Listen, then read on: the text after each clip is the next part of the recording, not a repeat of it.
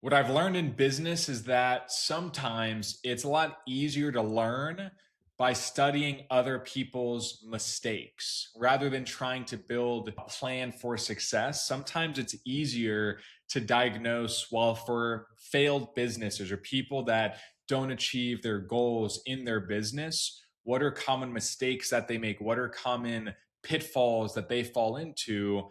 And sometimes it's easy to identify those and then just say, okay, let me do the opposite. Let me not make the same mistakes or really the biggest mistake.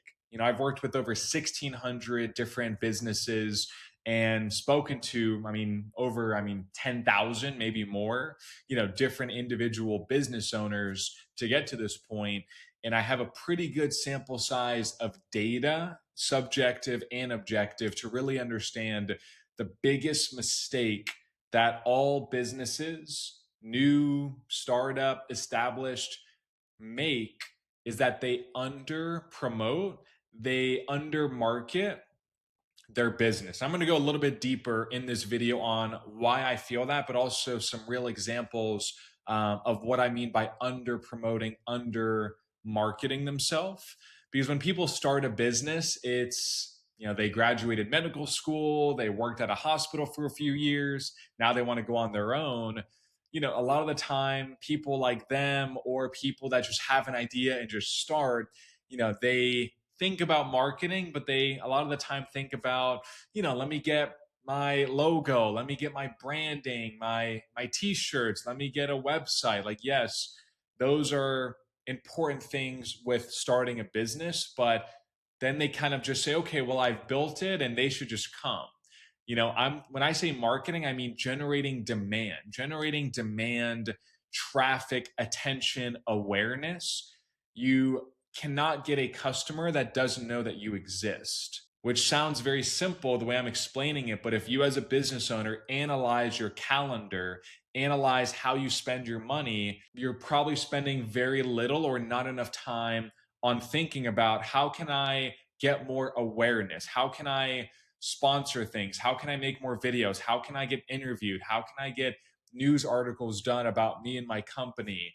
That alone, that could help you achieve your goals. And then let's say you're doing that, you could also say, well, how can I directly spend money on Google advertising, TikTok advertising, influencers, Facebook advertising? And how can I not just spend a little bit of money? How can I scale that up? So many people spend money on marketing their business with direct advertising, but they don't necessarily scale it. They get to a certain point and they kind of set it and forget it. But you can always spend more money on advertising profitably, right? When you think about, okay, I want to spend more on ads, that's marketing. But you also think, okay, well, if I want to do that, how can I recoup my customer acquisition cost, my CAC? How can I recoup that faster, right? Because at the end of the day, the business that wins is the business that markets the most and they spend the most on marketing, right? If you had $1 billion and you just spent that on marketing, you would win no matter the business, the industry, it doesn't matter. So you can do that on a, of course, smaller scale by still thinking about how can I spend as much as possible on marketing and promoting myself, but then bake that into the business model, right? Maybe your customer acquisition cost is $2,000 in advertising, and maybe you sell a $7,000 service. Maybe you figure out, hey, let me get an upfront payment from the client instead of them doing it monthly. Maybe they pay me 2,000 bucks upfront, then they do the rest monthly. So now you recoup the initial marketing cost faster, which then helps you spend more on marketing faster and bigger. So you see what I mean? This is where you need to look at your business and think, how am I going to get attention organically, paid? And when you get a customer, that's marketing in the sense of referrals, right? What percentage of your customers are referring new business? What percentage of your existing customers are buying again and again and again?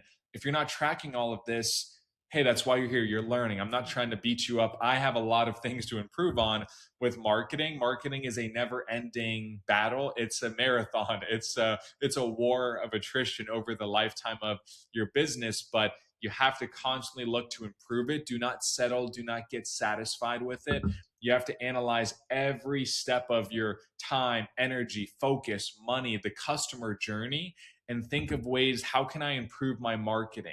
How can I, again, spend more profitably? How can I restructure the way I present or pitch my services to, again, recoup my marketing spend faster, which now that's back in my pocket. Now I could spend that again on more marketing. Or, hey, if you're a business owner, you invest in stocks, you invest in real estate, might be getting, let's even say 10% in your business. You could be getting 2x, 3x, 4x, return on ad spend on marketing. And that's, of course, not guaranteed. That's an average that you can look up on your own, depending on your industry. But I mean, generally, if you spend $1 on advertising, if you look at any big company, small company, the goal is to get a multiple on that dollar. So maybe think about, okay, I'm not achieving the revenue that I want, but I have all this money in cash or in stocks or in real estate. What's the benefit? And do an analysis of this. It's case by case, but what's the analysis of, should I sell some stock, take a loan against it, put that into marketing, etc. Again, it's a unique situation depending on the business owner. But if you're not thinking about these things, you're not going to scale.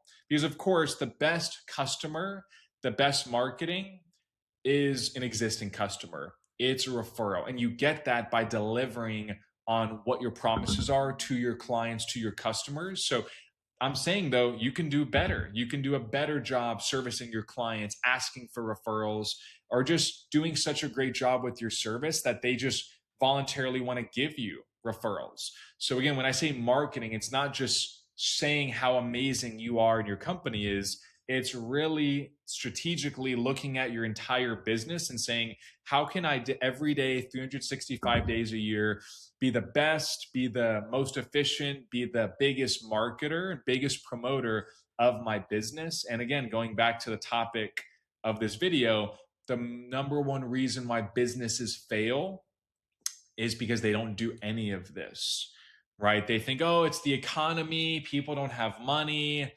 it's cyclical. It's like, no, if you really do as much as you can to market, it's going to be not impossible, but it's going to be very, very hard to lose in business when you have demand. So again, website branding, all of that stuff, that's when you start a business. But when you're in business, you don't need to be doing that. You need to be, when I say branding, I mean doing things like YouTube, podcast, PR.